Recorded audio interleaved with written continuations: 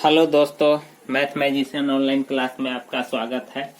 मैं श्याम कुमार आज आप लोगों को बता रहे हैं पाठ का नाम और उनके लेखक। तो दोस्तों, वीडियो को अंत तक जरूर देखिएगा और चैनल को भी जरूर सब्सक्राइब कीजिएगा। और 10th क्लास में जो ऑब्जेक्टिव में कुछ क्वेश्चन सब पूछा जाता है उसमें आपसे पाठ का नाम दिया हुआ रहेगा और आपसे लेखक का नाम पूछ देगा। तो दोस्तों, लेखक का नाम याद रखना बहुत ही जरूरी है, इसीलिए आज के वीडियो में मैं आपके लिए लेखक और पाठ का नाम बता रहा हूं। तो दोस्तों, सबसे पहले मैं गद्य खंड का बात कर रहा हूं। गद्य खंड और आप जानते भी होंगे और जब किताब पढ़िएगा तब आपको पता चलेगा कि गद्य खंड में कौन कौन चैप्टर सब आते हैं। और मैं भी यहाँ अभी आपको बताते हैं कि आखिर में गद्य खंड में कौन कौन चैप्टर होता है। तो सबसे पहले चैप्टर का नाम है श्रम विभाजन। चैप्टर का नाम है श्रम विभाजन और जाति प्रथा। श्रम विभाजन और जाति प्रथा दोस्तों इस चैप्टर का नाम है। श्रम का मतलब जो काम करने वाले जो लोग होते हैं और जाति प्रथा का मतलब होता है कि जाति बंटवारा, जो जाति के नाम पर भेदभाव करते हैं वह जाति प्रथा कहलाता है। और काम करने वाले जो मजदूर होता है और उनका जो विभाजन होता है वही श्रम विभाजन होता है। और यह जो है निबंध है दोस्तों, और इसको लिखने वाले हैं भीमराव अंबेडकर। इसके जो लेखक है, यहाँ मैं लेखक का नाम दे देता हूँ। इनके जो लेखक है यह है भीमराव अंबेडकर। जो संविधान को भी लिखे हुए थे वही भीमराव अंबेडकर है दोस्तों। तो आप भी ध्यान रखिएगा कि श्रम विभाजन और जाति प्रथा के जो लेखक है वह भीमराव अंबेडकर है। चलिए ठीक है, दूसरे चैप्टर का बात करता हूँ। 20 के दांत है दोस्तों, यानी 20 के दांत। ये भी पाठ है और इस पाठ को लिखने वाले जो लेखक है ये कहानी है दोस्तों। जब यह कहानी आप सुनिएगा तो निश्चित है कि आपको समझ में आएगा कि आखिर में इस चैप्टर का नाम 20 के दांत क्यों पड़ा। और इसको लिखने वाले लेखक है नलिन बिलोचन शर्मा। नलिन बिलोचन शर्मा, इनको लिखने वाले दोस्तों है नलिन बिलोचन शर्मा। 20 के दांत एक मध्यम वर्ग के परिवार के लोगों का कहानी है और उसमें यह बताया गया है कि 20 के दांत कैसे टूटता है। तो दोस्तों, अगर आप ये कहानी सब सुनना चाहते हैं तो प्लीज चैनल को जरूर सब्सक्राइब कीजिएगा और एक दिन मैं आपको कहानी जरूर बताऊंगा, अच्छे से समझाऊंगा। तो ठीक है दोस्तों, अगला चैप्टर की तरफ हम चलते हैं। अगला चैप्टर है भारत से हम क्या सीखे। भारत से हम क्या सीखे, ये चैप्टर दोस्तों बहुत ही अच्छा है। इसमें यह बताया गया है कि भारत से आखिर में क्या क्या चीज आपको सीखने की जरूरत है। यह एक प्रकार का भाषण है और इसके लिखने वाले जो लेखक है मैक्स मूलर।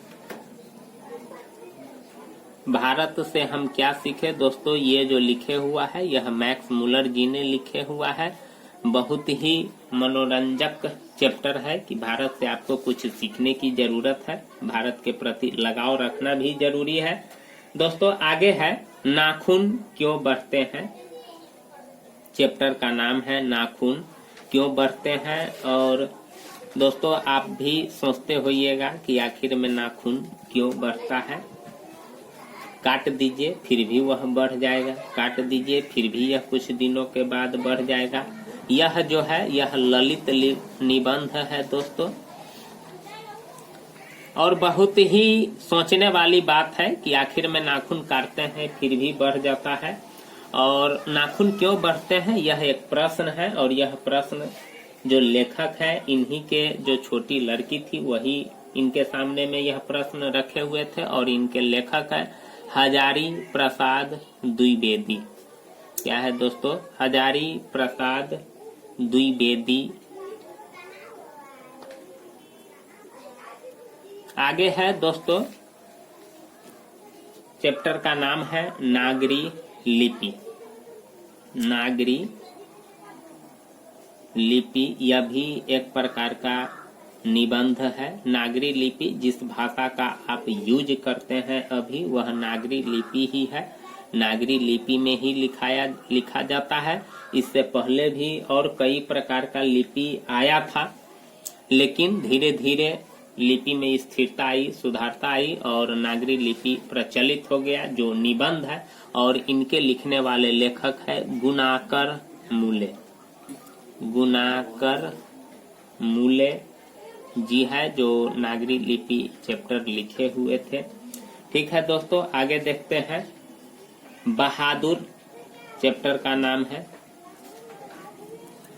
बहादुर दोस्तों ये भी चैप्टर का ही नाम है। यह भी एक प्रकार का कहानी ही है और इनके लिखने वाले लेखक अमरकांत जी हैं। और बहादुर नाम से ही स्पष्ट होता होगा दोस्तों, अमरकांत जी है। सॉरी दोस्तों, यह र है। और बहादुर के नाम से ही आपको स्पष्ट होता होगा कि बहादुर आखिर में बहादुर कौन होता है। जो सभी चीजों में धैर्य रखने वाले होते हैं वही बहादुर होता है। एक छोटे बच्चे नौकर की कहानी है इसमें और इनको लिखे हुआ है अमरकांत जी। उसके बाद है दोस्तों परंपरा का मूल्यांकन। परंपरा का मूल्यांकन यह चैप्टर का नाम है। यह सब गद्य खंड का ही बात अभी कर रहे हैं दोस्तों। और परंपरा का मूल्यांकन भी एक प्रकार का निबंध ही है और सभी लोगों को अपने परंपरा का मूल्यांकन करना चाहिए। इनके लेखक है राम विलास शर्मा। इनके लेखक है राम विलास शर्मा। ठीक ना दोस्तों, ध्यान रखने की जरूरत है। 10th का जब बिहार बोर्ड का जब एग्जाम होता है फाइनल तो उसमें पूछा जाता है ऑब्जेक्टिव में। उसके बाद है अगला चैप्टर है जीत जीत मैं निरखत हूँ। जीत जीत मैं निरखत हूँ। यह दोस्तों जब इस चैप्टर को पढ़िएगा, जब यह आप नाम सुनते हैं जीत जीत मैं निरखत हूँ, मतलब आप जितना जीतिएगा उतना आप निखरिएगा। इस चैप्टर से यह महसूस होता है।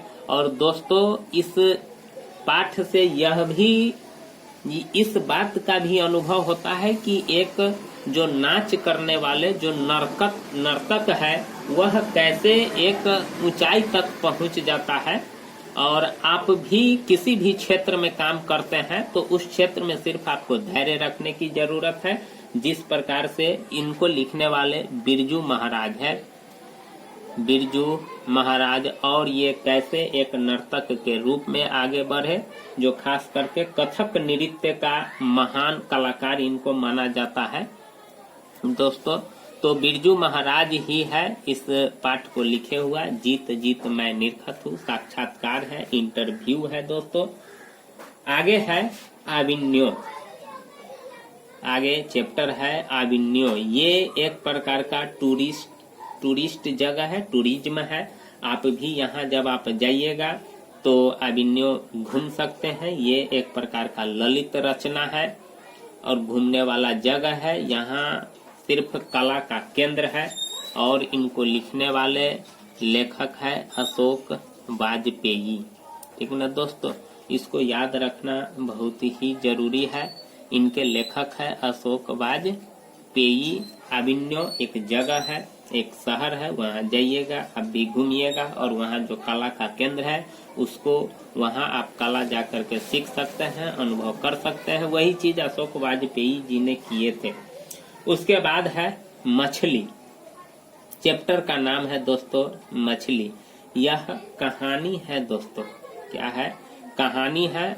और इस मछली कहानी से यह सीख मिलता है कि जीव जंतु के प्रति थोड़ा दया का भी भाव रखना बहुत ही जरूरी है। क्योंकि जो निर्दोष प्राणी होता है, जो जिनके भाषा को, जिनके बात को हम आप नहीं समझ सकते हैं लेकिन उनके भावना को समझ सकते हैं, तो वही चीज है। विनोद कुमार शुक्ल जी इनके लेखक है। और जीव जंतु के प्रति इनका दया का भाव रखने वाले लेखक है, इसीलिए आप भी इस मछली कहानी को पढ़िएगा, समझिएगा। दोस्तों प्लीज चैनल को भी जरूर सब्सक्राइब कीजिएगा, क्योंकि यह सारा कहानी मैं आपको बताऊंगा, समझाऊंगा कि किस प्रकार से आप हिंदी का क्वेश्चन का जवाब आप अपने बोर्ड के एग्जाम में दीजिएगा। ये सारे चीजों की जानकारी आपको मिलेगी दोस्तों। तो मैथ मैजिशियन ऑनलाइन क्लास को जरूर आप सब्सक्राइब कीजिएगा। आगे है कि मछली, उसके बाद है नौबत खाने में इबादत। नौबत चैप्टर का नाम है नौबत खाने में इबादत। यह एक शहनाई वादक की कहानी है, यह व्यक्ति चित्र है। इसमें यह जो कहानी लिखने वाले हैं यतींदर मिश्र है। नौबत खाने में इबादत, इसमें बिस्मिल्लाह खां के बारे में जिक्र किया गया है और एक मुस्लिम वर्ग के लोग कैसे एक धर्म से ऊंचा उठ करके अपना सारा जीवन यापन शहनाई बजाने में लगा दिए। और इससे यह प्रतीत होता है कि किसी भी क्षेत्र में दोस्तों, इससे ऊपर आप देखे हुए थे जीत जीत मैं निरखत हूँ, ये भी एक नर्तक है और नौबत खाने में इबादत शहनाई वादक की कहानी है। तो इससे यह प्रतीत होता है कि एक नर्तक, एक शहनाई वादक जब ऊंचे ऊंचे स्थानों पर जा सकता है दोस्तों, तो हम आप क्यों नहीं पहुंच सकते हैं। तो सिर्फ मेहनत करने की जरूरत है। आगे है चैप्टर दोस्तों शिक्षा और संस्कृति। शिक्षा और संस्कृति ये भी बहुत महत्वपूर्ण चैप्टर है। शिक्षा और संस्कृति यह जो है शिक्षा शास्त्र है और इनको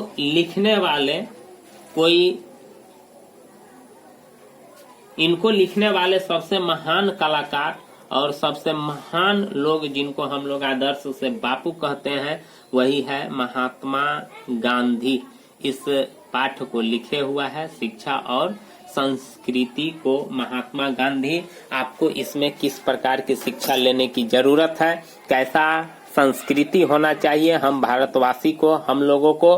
तो दोस्तों गद्य खंड का जो पाठ है और जो लेखक है मैं उसको बताया हूं दोस्तों। अगर आपको अच्छा लगे तो प्लीज चैनल को जरूर सब्सक्राइब कीजिएगा, लाइक कीजिएगा, कमेंट कीजिएगा। और दोस्तों अब अगला वीडियो में मैं आपको काव्य खंड के बारे में बताऊंगा, समझाऊंगा, उनके पाठ का नाम, उनके लेखक का नाम, और फिर एक बार उनके लेखक का जो जन्मदिन होता है और इनका जब कब जन्म हुआ, कब इनका मरण हुआ, कब इनकी मृत्यु हुई, कब इनका देहांत हुआ, सारा चीजों की जानकारी इस मैथ मैजिशियन चैनल के थ्रू मिलेगा। इसीलिए दोस्तों चैनल को जरूर सब्सक्राइब कीजिएगा। थैंक यू, धन्यवाद।